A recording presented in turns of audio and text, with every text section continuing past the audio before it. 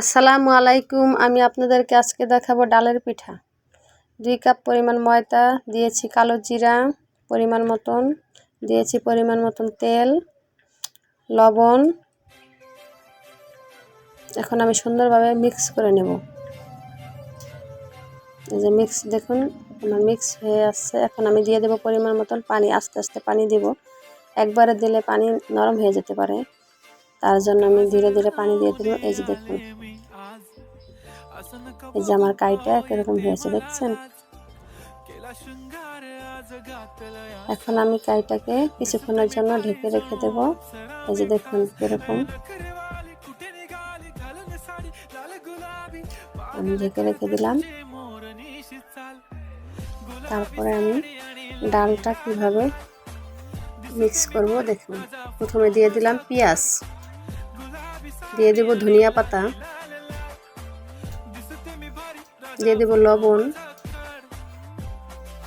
শুকনো মরিচ ভাজা, পরিমাণ মতন তেল, সরিষার তেল।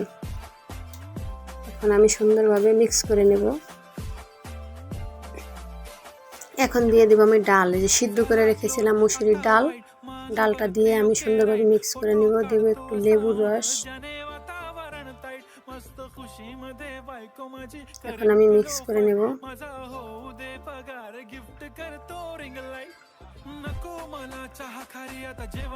এই যে দেখুন মিক্স করা হয়ে গেছে আমার। এখন রেখে দিলাম আমি। এই যে দেখুন, যে মিক্স করে রেখেছিলাম আটা, ময়দাগুলি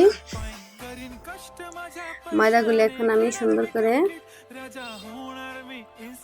নিয়ে নিয়েছি। এখন এই দেখুন আমি পিঠার জন্য তৈরি।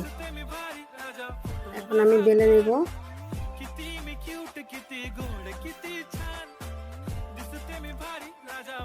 সুন্দর করে বেলে নেব, বেশি পাতলা লাগবে না, পরিমাণ মতন হলেই হবে। এখন আমি একটি দিয়ে কেটে নেব, যাতে পুরোটা গোল হয়। এই যে আমার ডাল পিঠা তৈরি করছি। এই যে দেখুন, এই যে তৈরি আমার ডাল পিঠা। এরকম করে সবগুলো আমি তৈরি করে নেব।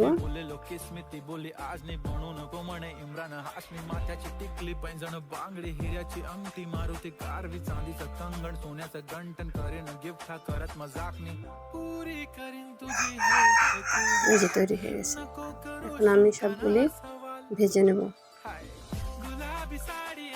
অবশ্যই দেখলাম তেলটা কি গরম হয়েছে নাকি। তেল আমার গরম হয়েছে।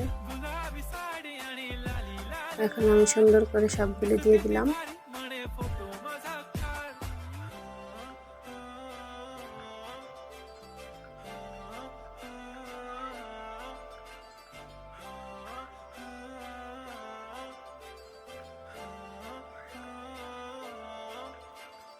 এই যে দেখুন কিরকম ফুলে উঠছে। চুলা মাঝারি আঁচ করে আলতো করে ভেজে নেব। এই যে আমার ভাজা হয়ে গিয়েছে দেখুন।